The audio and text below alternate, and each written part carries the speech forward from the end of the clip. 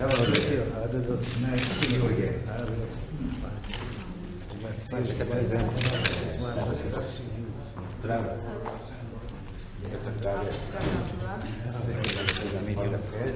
And the minister. I think you and I are going out and let the press shoot a picture of us and then we'll come back. Yes, sir. Quick hello. How are you? Good to see you again. Glad to see you, sir. Well, look forward to visiting. Hello. How are you? Nice to see you. Just fine. Hello, your colleagues here. How are you? Yes, nice to see you, sir. They asked it, but it's funny.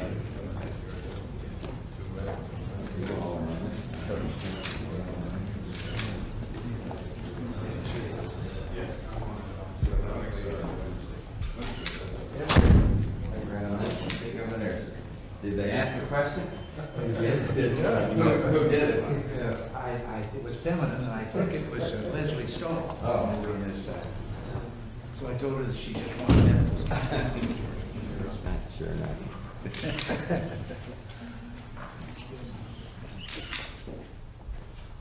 I thought Ken Edelman made a good comment on his meet the press. He said the question is the day after, but the day before. Meaning all the time before, all the things that have been done that make it clear that there won't be such a thing. But I thought that was a good phrase the day before. We've been having a big thing here, I don't know whether you're aware, but one of our networks on television made a $7 million movie on a town out in the Middle West of our country about what happened to it in a nuclear war. And the papers have been full of it, and there's been great debate and talking about what the purpose of it was. And of course, it was a very depressing picture. It shows you this terrible disaster. So this was why the question was asked. Yes, I've seen part of the movie yesterday. I've seen you answering some questions to be commentator. Yeah. But nothing new. So everyone is expecting this. Well, I thought Nothing new in the movie. his opening question surprised me a little bit, but it showed that the Secretary was saying.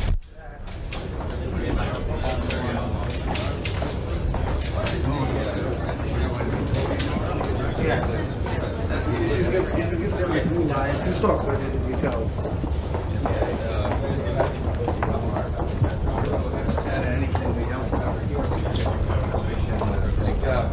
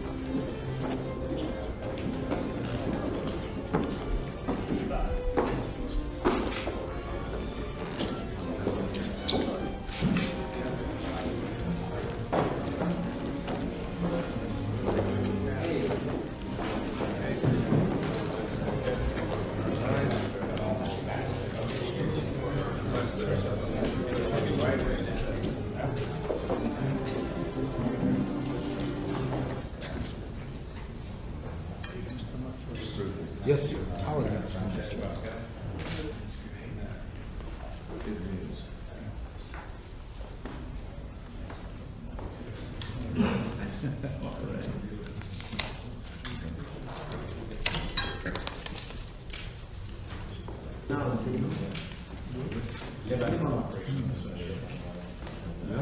we're still hopeful that those talks will lead to a settlement.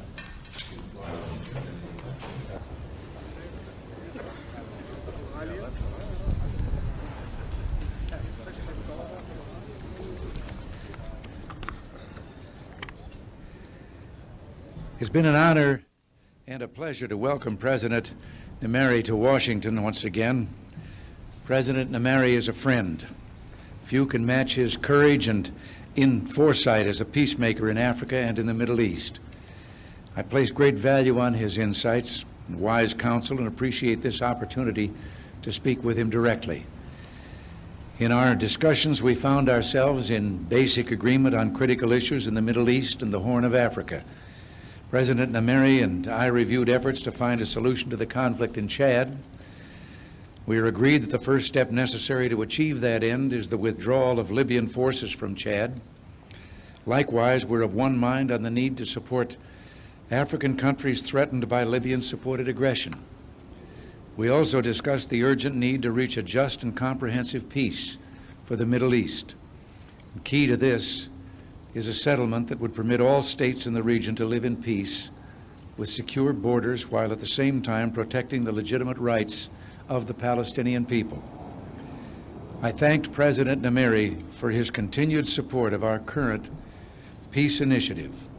On bilateral issues, I reaffirmed our willingness to help the Sudan meet the economic and military challenges that it faces. We applaud the Sudan's efforts to reinvigorate its private sector and reform governmental policies that hinder economic progress. Economic development is of utmost importance to the people of the Sudan, and in this endeavor, the United States is happy to lend a hand to a friend. President Nmeri's visit underlines the significant role that Sudan is playing in Africa and the Middle East. The people of America are proud to stand with the people of the Sudan as friends and partners for peace and progress.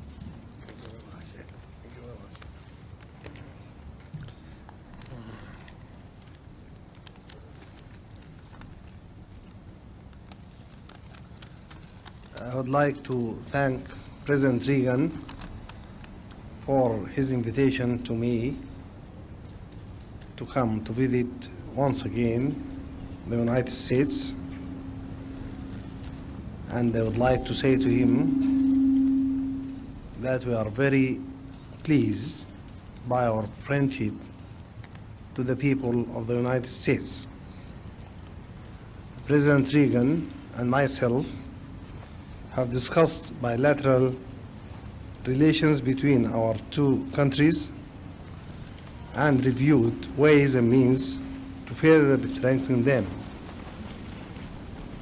We are hoping that the important role played by the United States towards refugees will continue and expand at a time where we, in the Sudan, face and cater for ever-increasing numbers from our neighboring countries, especially Ethiopia.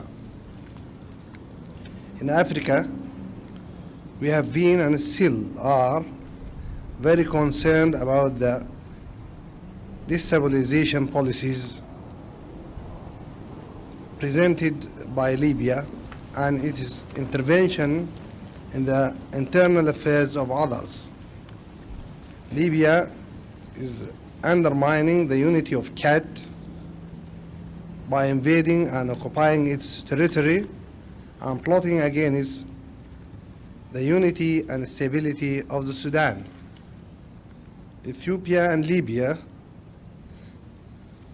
are both playing a very dangerous role and executing policies serving interests of a superior power.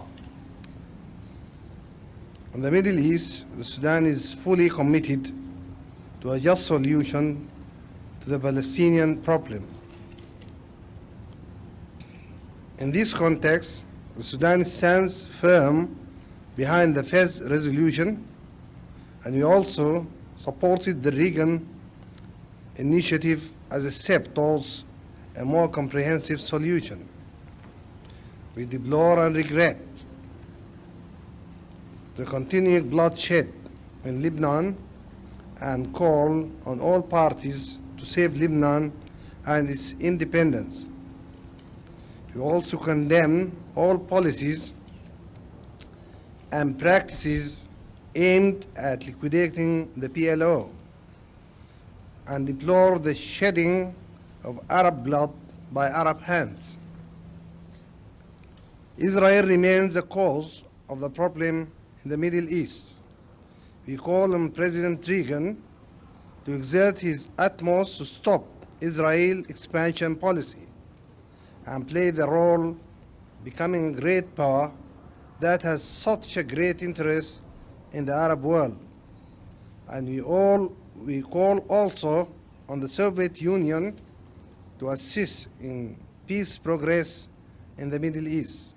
And thank you.